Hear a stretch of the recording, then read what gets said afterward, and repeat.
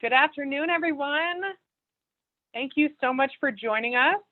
You are joining the Colorado Restaurant and Bar Show virtual education series. Today, we're going to be focusing on mental health and wellness. You're joining the session, Weathering the Storm, Stress Management, and Available Resources.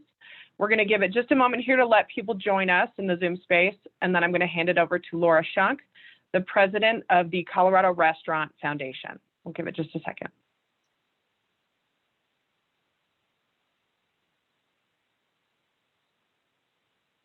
All right, Laura, if you'd like to take it from here. Okay. Hello, everyone. As Sally Ann said, I am Laura Shunk, the president of the Colorado Restaurant Foundation. Thank you for joining us today. First, let me say that all of us at the Colorado Restaurant Association and Foundation want to express our concern for the situation faced by so many in our restaurant and hospitality community. We are a year into the COVID-19 pandemic crisis, and we all need support. And that may be especially true this week with the tragic events in Boulder. Our heart goes out to the Boulder community. Please know that we are here to support you. So with that, the goal of this webinar is to help provide a sense of social connection and community during a time of crisis and physical distancing. Today, we will discuss some of the most common emotional reactions, such as fear, anxiety, depression, and more, that we are seeing during the pandemic and the impact that's having industry-wide. This session is brought to you by United Healthcare. Today, we are joined by Dr. Sarah Metz, owner of Code 4 Counseling, a counseling firm that focuses on providing mental health support to emergency responders. Dr. Metz is a licensed clinical psychologist and specializes in crisis intervention, wellness program development, and peer support supervision. Today, she will be offering some ideas on how to maintain balance and how to allow fear and anxiety to exist while also working to find moments of peace, joy, and personal curiosity. She will be covering some tough topics today, including substance use and battling suicidal thoughts. So be ready to settle in and process some great information about mental health. We will also be featuring Alia Shita of United Healthcare to showcase resources available to help you weather the storm. If you have any questions, please use the Q&A function in your Zoom, and we will answer them at the end of the session. Without further ado, I'll turn it over to Dr. Metz. Thank you, thank you. Let me do the traditional Zoom switcheroo here as we get the slides up. It's good to be back with my restaurant folks. I did a few of these presentations last year, and so it's been a bit since I saw you guys. For those of you who've been in presentations with me before, I really like to keep this very interactive throughout. So familiarize yourself with the chat option. I'll be asking you to share some of your own experiences and ideas and certainly questions. So fill up the chat room and the Q&A as much as you want to now, and we'll kind of address those throughout. But a big part of what I hope you guys use this space for today is taking that mental pause, considering where you're at mentally, physically, spiritually, really doing that kind of full wellness check for yourself. And I know a lot of you will also be asking, how can you take care of others? Which is a beautiful question, but we also know that uninformed help leaves you feeling helpless. So what we want is you to first really understand these concepts and how they apply to yourself so that you can really teach that language to the folks around you. So with that in mind, where I will start is a little bit of a refresh of topics that we've covered in past presentations, because this is really where that shared language starts in terms of the answer to the question of how are you? And so often in the past, our community, our culture is that we ask that question and it's almost just filler. How often do you ask, how are you? I'm fine. How are you? I'm good. And then you just kind of continue. There's really not that intense reflection or using the question as a point of connection, either internally or with other people. And so what I've really worked hard with trainings that I do is really asking people to pause and consider, how are you really? And being able to put that in this shared language really helps kind of everybody be on the same page of what those things mean. So when we look at the continuum, this is called the stress continuum model. And it separates green to yellow to orange to red. And I've compared it in the past to psychological stress injury is similar to physical injury. If you get hurt, there's sometimes you can ignore it and it goes away on its own. Sometimes it gets worse. Knowing how to heal from physical injury is really similar to the experience of healing from psychological injury. And I would guess most of the people on this call, if they're being really honest with themselves, would admit to experiencing some degree of psychological injury over this past year. That injury for a lot has become probably pretty infected or pretty significant injury. And we know infection really lives in that orange. So being able to really kind of share that and understand why that is. But where we also want to start is from a place of positivity and being able to recognize, well, how do you know and how do you stay in the green? That green is, what are you doing on a really consistent basis to try to take care of yourself? And again, in a time right now where we're faced by so much, it's really hard to do this. So this is that first touch point where I really want everybody on this call to feel a sense of connection with the others who are here and present. So I would ask you to pause for a moment and put into the Q&A, into the chat room, what are the things that you do physically, spiritually, emotionally to take care of yourself? Not that there's something wrong. You just do these things to take care of yourself. You stay really proactive about managing your health and well-being. So I'll pause there for a moment, and I hope that you all will put a couple of ideas into that Q&A, into the chat room, so we can kind of talk about what that looks like. So let's just take a minute, and I would ask that you guys put some comments there.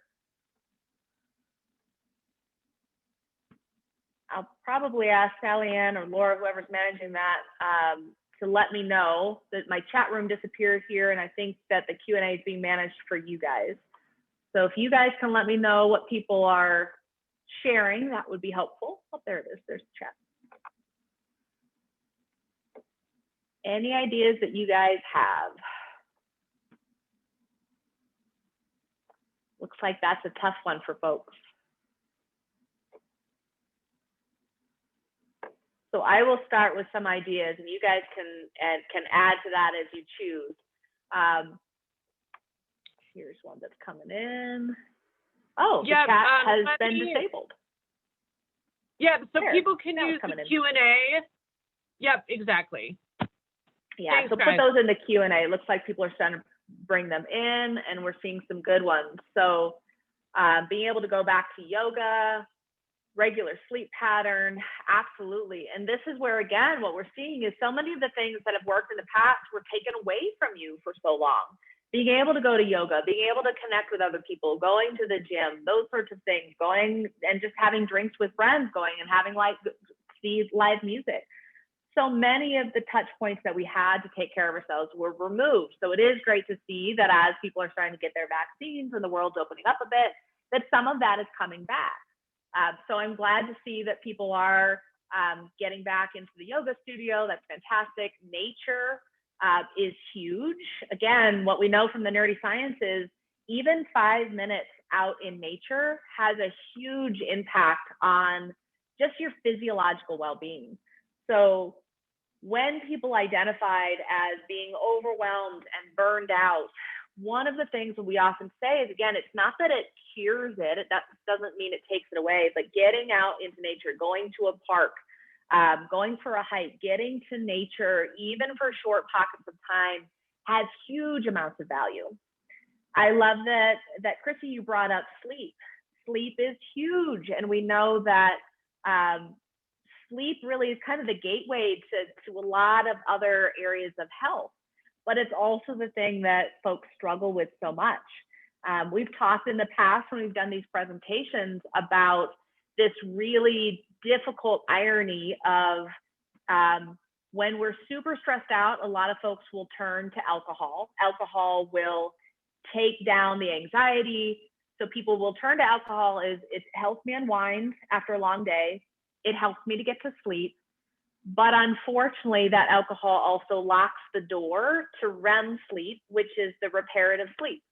So people get stuck in the cycle of I need the alcohol to wind down, but then their sleep is disrupted. So one thing that people can really do for themselves is look at their sleep hygiene and really consider what can they do to improve that. Being that sleep pattern, as Chrissy mentioned it, again, it's having a sleep routine. And again, as you sit on this call, be thinking in terms of what do you do to really stay in a rhythm, helping your system cue to it's time for sleep. It's time to get tired. Your system really needs a cue for that. And I would guess a lot of you probably end up working weird shifts. And so at times, that system is off, and so you really have to work with your system to kind of develop those cues. Some of the other things, again, keep putting some ideas in the Q&A if you'd like. But some of the other things that we really look for in the green are you drinking plenty of water? Are you really looking at your body movement? We talk so much about exercise. You guys mentioned the yoga. I like even the Googling of the 10-minute desk yoga. I love that. Because what we know is it really comes down to moving your body, whether it's dance, whether it's yoga, whether it's a hike, whether it's any form of physical activity, really helps your physical and your mental well-being. And so finding, again, even the 10 minutes, it doesn't have to be, people kind of get roped up in the idea that it needs to be a full workout. I need to go to the gym for 45 minutes. You need to move your body, and you need to move it really consistently. And those things really help people to maintain their physical and their mental well-being. What we also know in terms of just the psychological health and well-being is connection is key to that.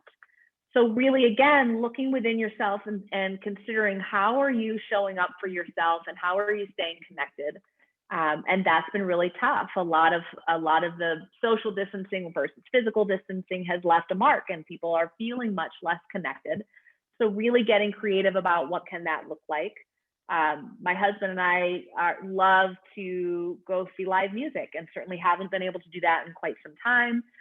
But what's fantastic is so many places have been doing, virtual music opportunities. And so, we were doing that this last weekend. We saw a great jazz concert sitting in our PJs on our couch, which wasn't so bad after all. And so being able to get really creative about that can be really helpful.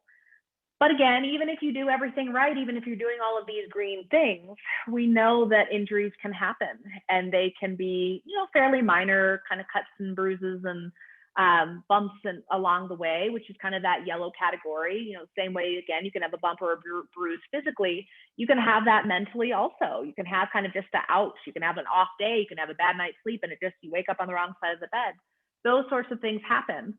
And sometimes they go away on their own, right? Sometimes you get a cut on your hand and you clean it out and you kind of ignore it and it goes away on its own, which is great. But oftentimes, if you ignore it, every now and then you'll look down and think that's getting infected, that's getting worse.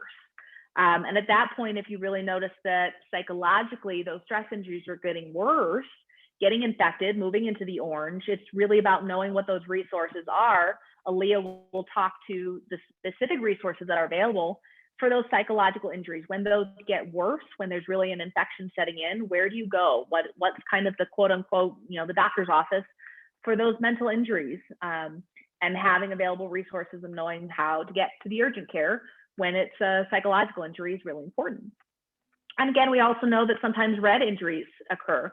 I don't know if anyone on this call is from the Boulder area or in Boulder, but certainly folks in Boulder are, again, they could have been doing everything right and feel like they managed things really well and jumped right into the red due to the events this past week.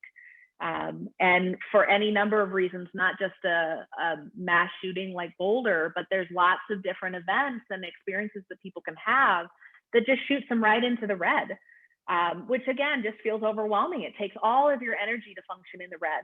And I would guess, again, some of you may feel like you've been functioning in the red, and you've been functioning in the red for a year, and it's starting to feel incredibly overwhelming, and that burnout is absolutely there. And really understanding how to take care of yourself during that. What we know often is, again, so this is kind of that shared language of, when you ask people how you're doing, and when you're at at your place of work, and being able to kind of teach this language to the people around you, so people can say, you know what, I'm totally in the green today. I'm feeling really good. And that tells you something. What that means. If you walk in and someone said, I think I'm kind of in the yellow.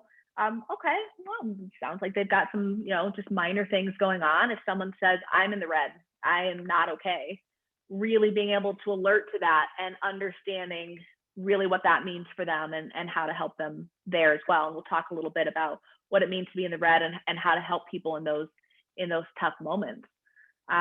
Any questions about that? Feel free to put some questions in if you have any as we go. Okay. So one of the things that we often hear is that it's so important to engage in self-care, and that self-care is super important, which it absolutely is. But the Nagoski twins did a great podcast. I would actually really encourage you guys to listen to this podcast. They also wrote a book, and the title of the book, I wonder if I actually have a copy of it with me. I have books everywhere. I don't think I have that one with me today. The title of their book is Burnout: The Secret to Unlocking the Stress Cycle. And it's a fantastic book. It's written kind of really geared towards women. So any women who are on the call who are really looking for something that really speaks to them, this is a really great resource. And it talks about burnout, and it talks about really trying to figure out how to recover from that. And one of the things that they talk about is that self-care is critically important. However, when you really get to a point of burnout, understanding that burnout comes from a place of feeling really disconnected from self, disconnected from others, and that to recover specifically from burnout, there really needs to be this collective recovery. So those of you who work in and around other people and in a community, a collective, looking at the culture of that collective and recognizing it's the collective culture that will assist with the burnout. Again, it is important for people to take ownership of their own self-care, but really looking at, well, how do we promote a culture of wellness? What does that look like? What does that mean? And so that's what we will focus a little bit of our energy here. And I would like, again, for folks to put in the Q&A, when you think about a culture of wellness, what comes to mind? What are the things that you believe your collective already does well? What are some things that you feel like are missing? And for those of you who are leaders, let me know if you have questions on, well, how do I do this? But when we do look at, so feel free to add some questions or comments into the chat here as we talk about this. But these 5 different categories are really what creates that culture of wellness. And so again, be thinking in terms of your workplace, your home life, your friend group. So the collective that we live with and communicate with, our tribe, changes from time to time, right? We should have different tribes that kind of fill different needs for us. But the first kind of general category of this is just strengthening the culture. So this does come down to training and teaching that shared language, whether it's teaching people that stress continuum model. I had a restaurant group that I worked with a while back. They did a really nice job of taking that stress continuum model. And they would actually, I don't remember if they had, I think they had like basically pieces of paper that they like laminated cards of each of these colors. And when people would come in for the day, they would pick a color and they'd throw it into a box. And during staff dinner, during staff meeting, they would review to see where's everyone at? Is there somebody who's in the red? And kind of taking a moment to really take that temperature, and everybody knew that shared language, so they would understand, hey, my gosh, we have everybody in the green today. That's fantastic. Or everybody's in the red. Or there's one person who's in the red. How do we now wrap that person up and really make sure that that person feels taken care of by the collective, so they kind of get some strength from the collective? That comes down again to the group cohesion and the leadership of that collective, really leading from the front and being really open about those experiences and about how acceptable it is to maneuver that continuum. I often hear from leaders that they feel like it's their responsibility to always be okay. I have to present as if I'm good. Yes, Sue, I will make sure that you guys get all of these slides and including that stress continuum model. So I'll make sure you guys do get that. But leaders often say, I have to be okay. I have to show up. I have to put on a smile. I have to be okay because that's how I model for my folks. And I certainly understand the desire to do that and to be that model of health.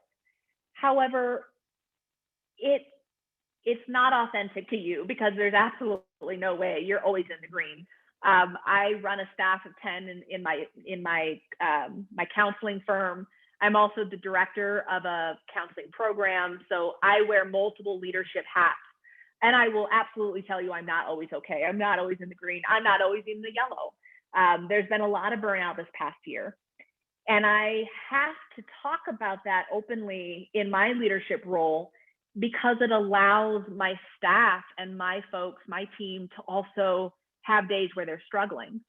Now, the key as a leader is to be able to model, you can show up and function even in the red. Sometimes you guys just suck it up. Sometimes suck it up has value. Sometimes you have to just be in it and say, I'm showing up today. I don't feel like it. I don't have a lot of energy, but I'm going to show up as a leader and say, I'm kind of in the orange to red today. I'm going to show you and model what it looks like to be authentic about that, but also professional.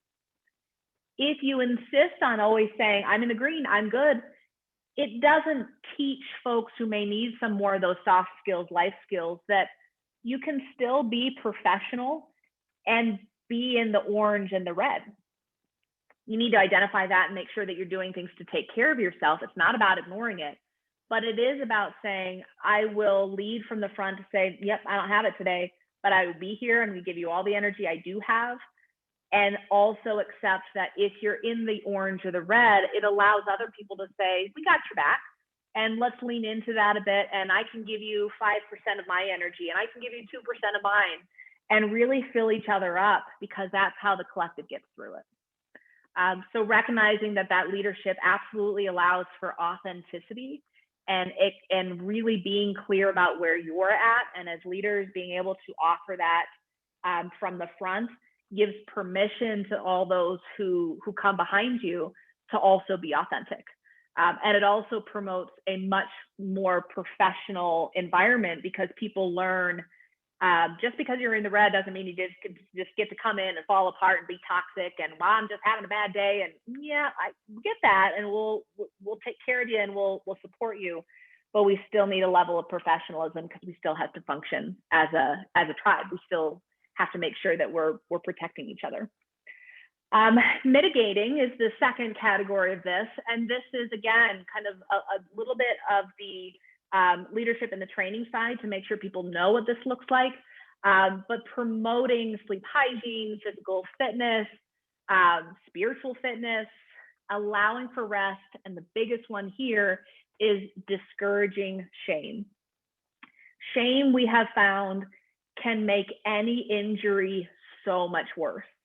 A lot of folks in hard charging professions, like the professions you all are in, have really high expectations of themselves. They want to do well, they want to succeed, they're very task-minded, very analytical at times. And when they feel as though they are not functioning at optimal, they will then add shame.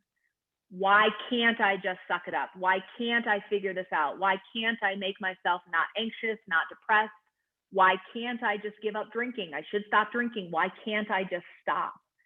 That shame inhibits the ability to show up from a place of curiosity. When you can sit back and say, I'm in the red. I've been in the red for a while. Why is that? What is working? What might not be working? I'm really trying to cut back on my drinking, and I'm really struggling with that.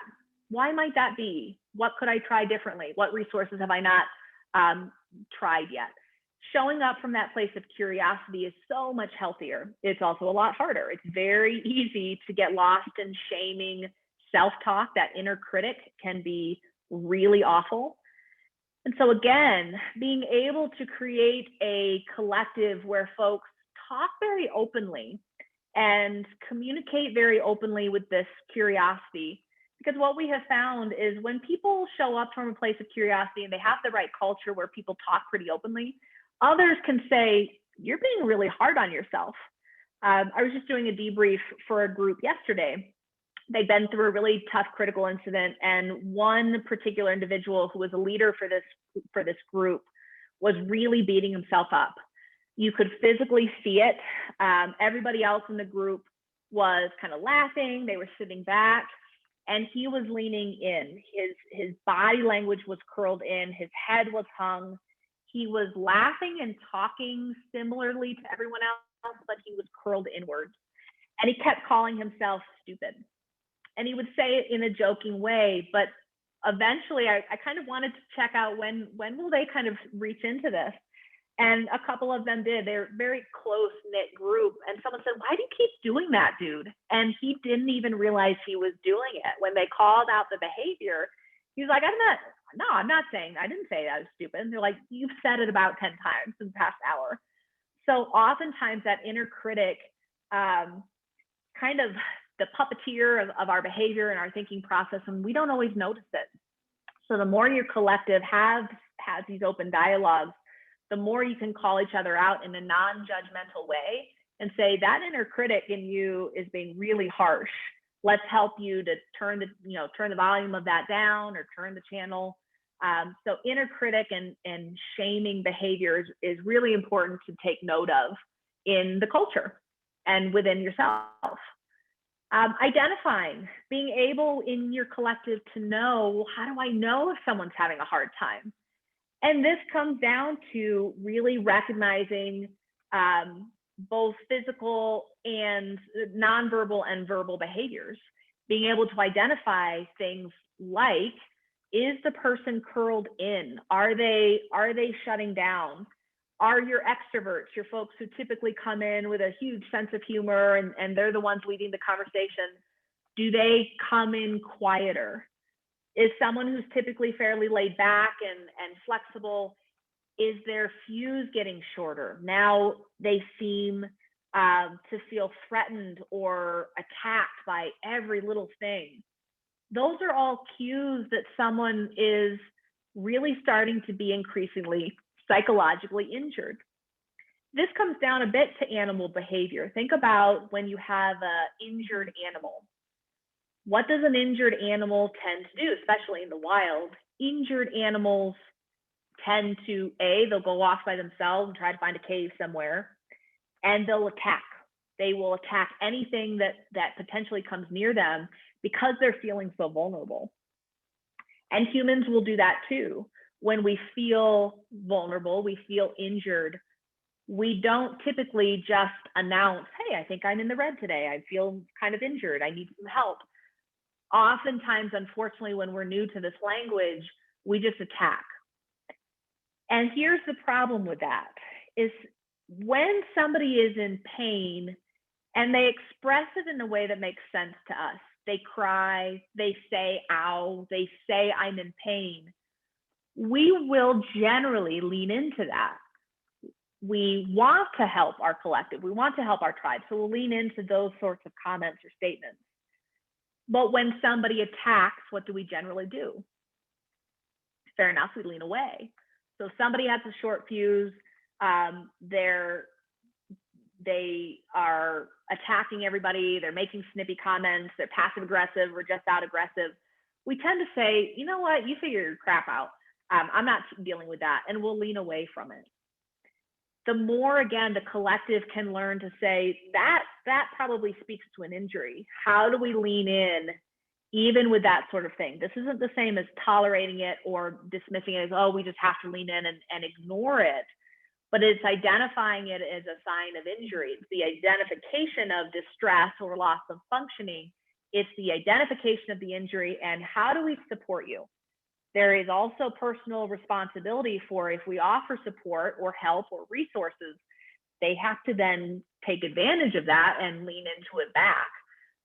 But making sure that as an attempted, culture change, culture of wellness, that it's identified as an injury versus kind of tending towards, we're just going to isolate them. When they're in a better mood, then we'll talk to them. But other than that, figure out your crap. Leaning into it is part of that identification.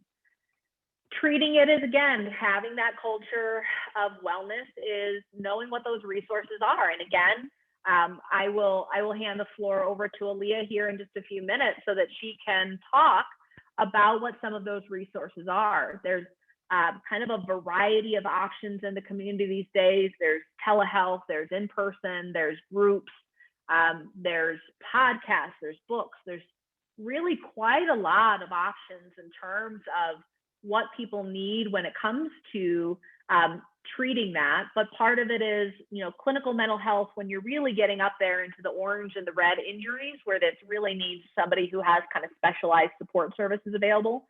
But again, at the green and the yellow level, again, it's having that peer support, being able to say, hey, I have felt that too. You're burned out? Man, I totally get you. I'm burned out too. Or I'm just in a funk today.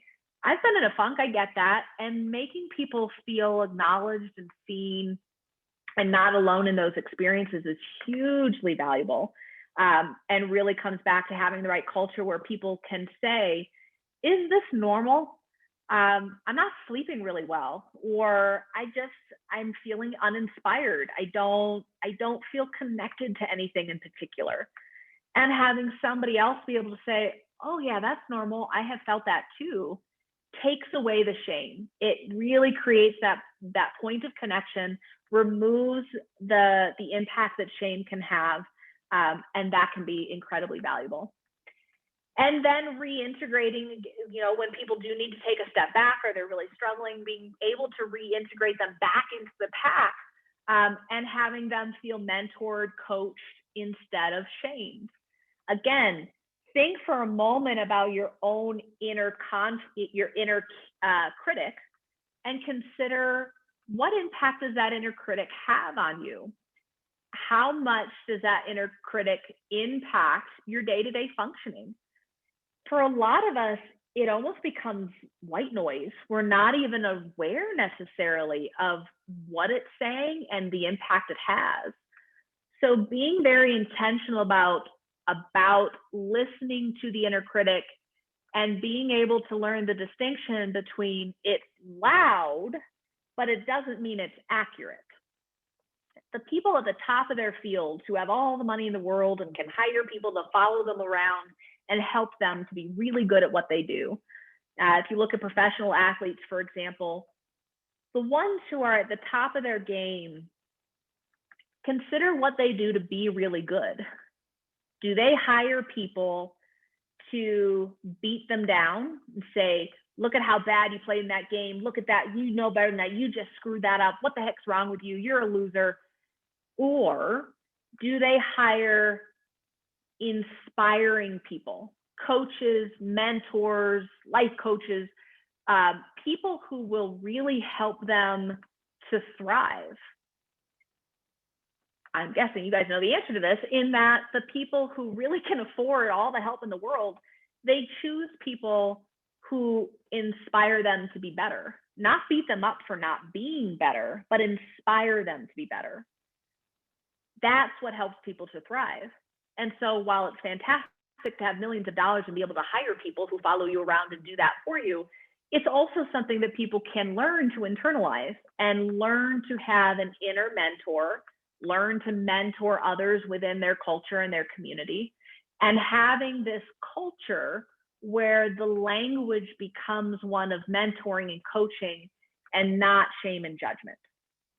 And so this is equal parts learning to do this for yourself, where also you look for a community, a culture, that this is just the way it functions. Knowing what is it we're trying to accomplish as a group, what is it we're trying to accomplish, how are we going to do that, And why do we want to? So it's not just we have to do this thing, but how are we going to do that? And that the answer to the how is having that culture of having a good team dynamic. And the answer to the why question is meaning and purpose, really making sure that that meaning and purpose is there and that people feel connected to that.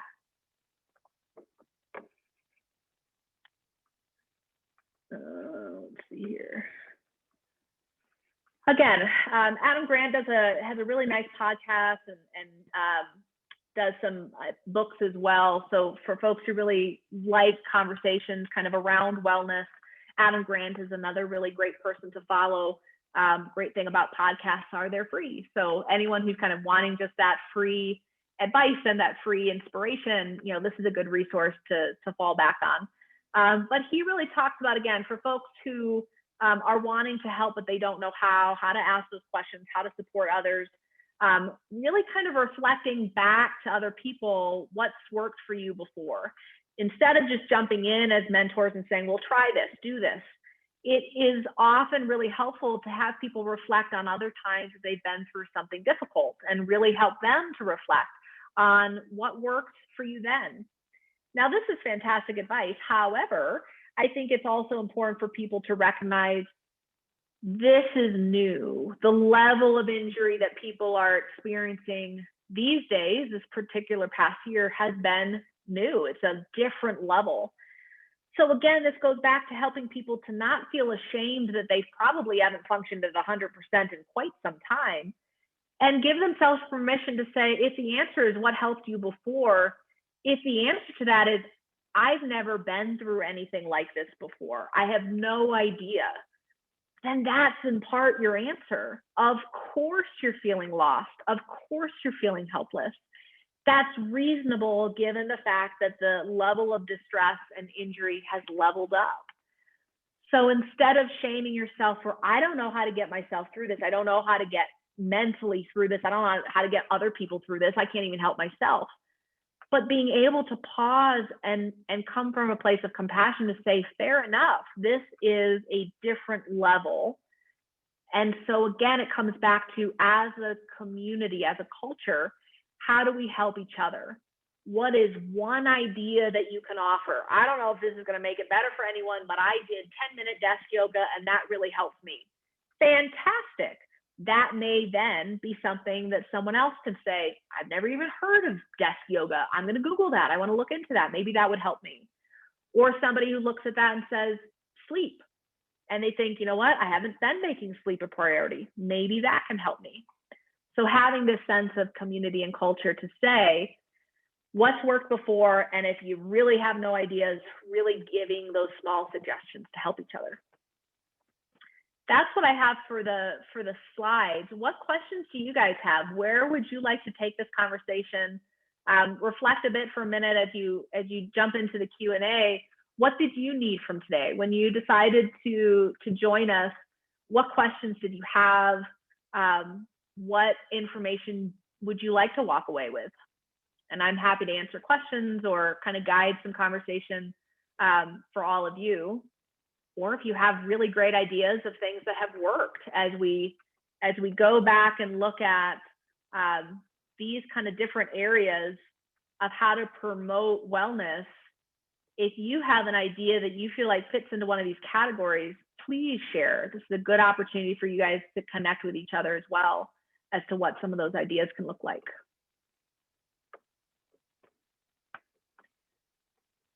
So the chat, I think I've heard, is disabled, but the Q&A is open. So jump into the Q&A and let me know what you feel like you need or what you think works.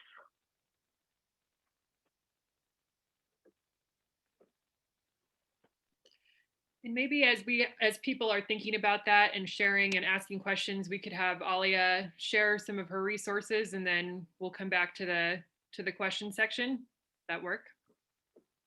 Absolutely. I will mute myself for now while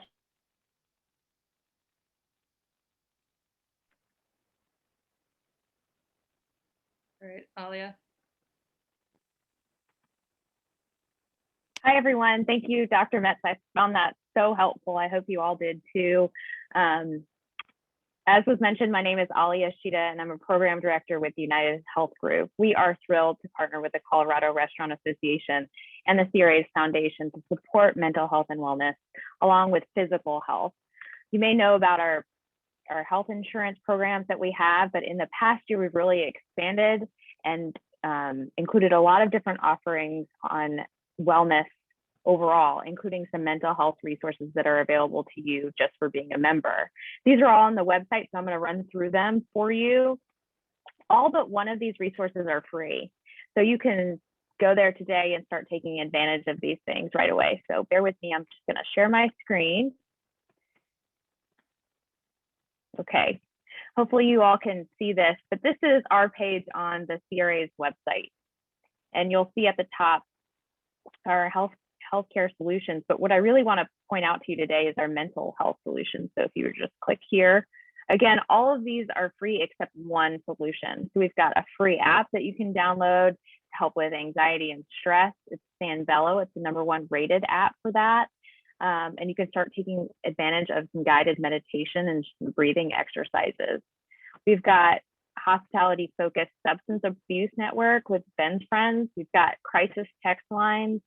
We've got substance abuse helplines, emotional support helplines. All this is free. So if you want, you can send your employees here or copy this information and send it to them so they have it at their fingertips.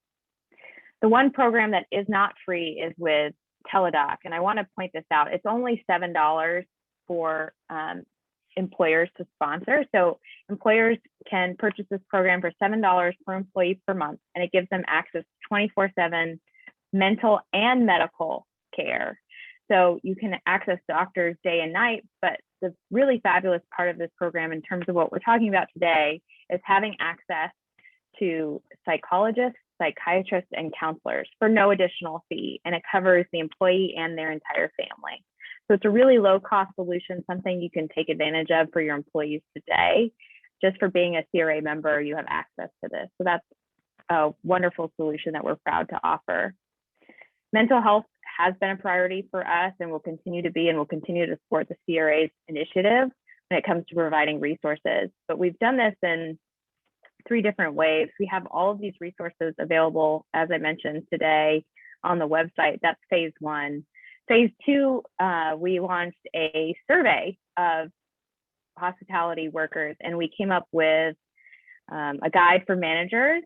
So we now have this guide for hospitality managers when it comes to mental health, and that's available on the CRB show website.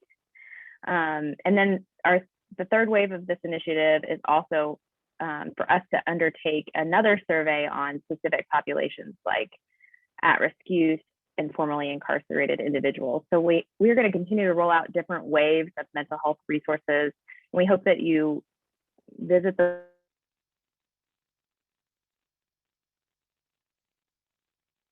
turn it back over to Dr. Metz, perhaps. Thank you, Alia. Those are really helpful. And yeah, I will grab it back up. We've had a couple of good questions jump in here. So I answered one and then it went away from the thing. So I don't know if everyone's following how this works. I'm going to go back to the answered piece here. I can read it for you if you'd like, and then you can answer it for the group too. Perfect. What were the names of the wellness podcasts you recommended? Yes, great question. I threw 3 in there. Other people who have ideas of a podcast that they really like, certainly add that in because it's a great opportunity for you guys to share. One of the ones that I like the most is called 10% Happier. 10% Happier is with Dan Harris. Dan Harris is a news reporter. He's been around forever. Any of you watch Good Morning America, some of those shows. He had a panic attack live on air 10, 15 years ago. And he talks about that experience of he was doing a live news report and started slurring his speech. He couldn't focus. He kind of just went off on a tangent and recognized he was doing it, couldn't really stop himself, threw the news report back and was horrified that this had happened. And what was great about Dan and really shows this kind of natural resiliency that he has is he was able to take this and say, clearly I need some new skills. And so the 10% Happier podcast, he focuses a lot on meditation and burnout and some of these concepts. He has a nice kind of quirky sense of humor. He has a little bit of a dry sense of humor. So I think it's a very informed, if you kind of like the nerdy science behind these things, it's a very informed podcast. It's really a great one. Brene Brown, Unlocking Us, is another podcast. She's very inspiring. She's got a great sense of humor. And she talks to experts in lots of different fields and covers lots of different topics. So hers is a great one as well. And then Adam Grant, who you saw, I had a quick little meme from him on here. He does a lot of research as well on wellness and kind of organizational psychology as well. So any of you who are really looking for kind of tips and tricks and strategies from kind of the organizational psychology piece, Adam Grant's your guy. He does a great job of kind of helping people to understand what makes an organizational function well, what makes it not function well. And he backs it up with science, which I'm a psychologist, so I like to nerd out on research on that. So those are 3 podcasts that I think are really good ones. Others who have ones, throw them in there as well. All right, next question for you. Any additional tips for promoting wellness for uplifting staff on a daily basis? I like that one. I think what I would tell you is take that question to your team and ask them, what do they need? What do they want? What would be inspiring for them? A lot of this is going to depend on the personalities of your team. Some of this comes down to, if any of you have done this in your partner relationships, there's what's called the love languages. And there are these 5 different love languages. And we think about the love languages for our intimate partner relationship. But the love languages apply to any relationship that you want to thrive. And what the love languages are how do I show up for you in a way that really fills you up? Is it gift giving? Is it quality time? Is it words of affirmation? Is it physical touch? Those are the different kind of love languages. And sitting with your team and saying, what do we need to do? Is it words of affirmation? Do they want to hear from the leader? I noticed you did this thing, you did really well. Do they want to work towards small gifts? Is it, do they want that? Is it, we want team building exercise, we want quality time together. So really sitting down and figuring out, how do you speak to the team and frankly to each individual? It's a lot of work to be a leader. It's a lot of work to really show up for each person and identify, how do they really feel fulfilled?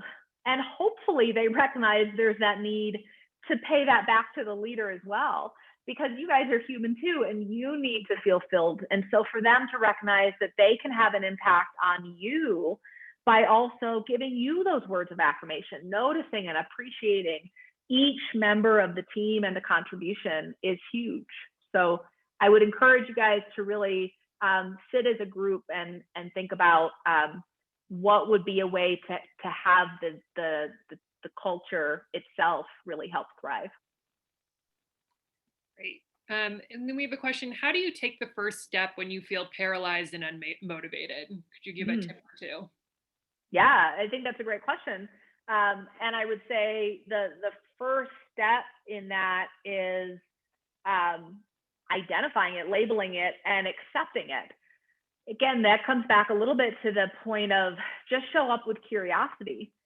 So often we identify, I feel like shit. And then we beat ourselves up for it. I need to just get over it. There's something wrong with me. Why can't I just not feel like shit? Instead of saying, well, why do I feel so unmotivated? What's been going on for me? What's on my plate? Showing up from a place of curiosity, hopefully, will also show you that you have permission to feel really stuck. You mentioned the word paralyzed. Why might you feel paralyzed? If I had to guess, I don't know who you are and I've never met you, most likely. But when I hear that, I think, okay, well, when have I felt paralyzed before? I feel paralyzed when my head is going a million miles a minute. There's a million things I should be doing or could be doing, but I don't know how to pick one. And so it's not that I don't know what would work, it's I don't know, I just don't even know where to start. And so I feel paralyzed by the chaos around me.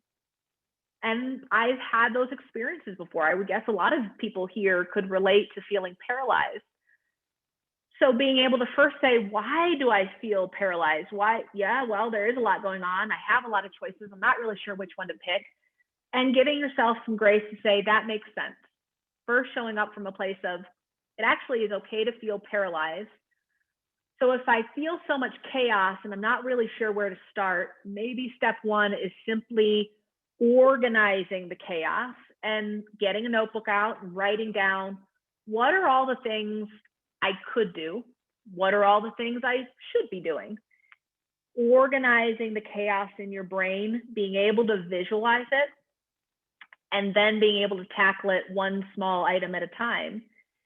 Sometimes when we write all of the chaos down and we can have a checklist, being able to literally put a check mark or mark through it, there's brain chemicals that get released. There's a little dance party that happens in your brain when you can accomplish something, anything. So when you're feeling like you're really struggling to get things done, giving yourself the small wins, whatever the small win is. Hey, I bought the notebook today. I didn't write in it, but I bought the notebook, or I got the notebook, or I put a piece of paper by my bed. That's still a step. And when you need to celebrate the small wins, celebrate the small wins. Your brain starts releasing happy chemicals. When your brain starts releasing happy chemicals, your whole system starts working for that reward again. So start small, organize the chaos, and really try to remove shame. You're allowed to feel overwhelmed. You're allowed to feel paralyzed. It is a really tough time right now. And I think we have what is kind of another reaction to what you're talking about, but it feels like we are just all living on the edge through this pure chaos. It's been super hard. So. Absolutely. And this is, again, where I would say that is a very true statement. And I think oftentimes people are looking around them and thinking, why is this hard for me? Everyone else seems to be doing fine. And I would tell you, I have yet to meet anyone who feels like they are not impacted by everything that's going on. People are struggling. I've been struggling. This has been a really tough year. I'm a well-trained psychologist. I've been doing this for 15 years. I know all the things. I know all the self-care. I know all the stuff. And I can teach it and tell you what we know works. But that doesn't mean it's easy to do. It's simple. At the end of the day, these things are fairly simple. There's no magic here. It's really not that complicated. But it's so hard to do it. It is really hard to function when the world is kind of falling apart, and when there's a lot of toxic energy in the world, and when it's complicated. We've all kind of leveled up into an area where we're really pretty unfamiliar. There's less availability of coping strategies. There's less social interaction, which we're a social culture. And so the reaction to that is, it is super hard, and everybody is on the edge. And being able to show up for yourself and saying, I'm not at 100%, so I can't ask of myself 100%. If I'm at 10%, I'm going to show up with everything I can with 10%. And that's going to have to be enough for right now. I just don't have it. And you can still love on yourself and love on other people, even when you are nowhere near 100%. And right now, I would say that's really where a lot of people are, is you got to do the best you can with pretty limited psychological bandwidth. Great. I think that was our last comment. Do we have any other questions? We'll just give it a second for folks if they want to ask anything else.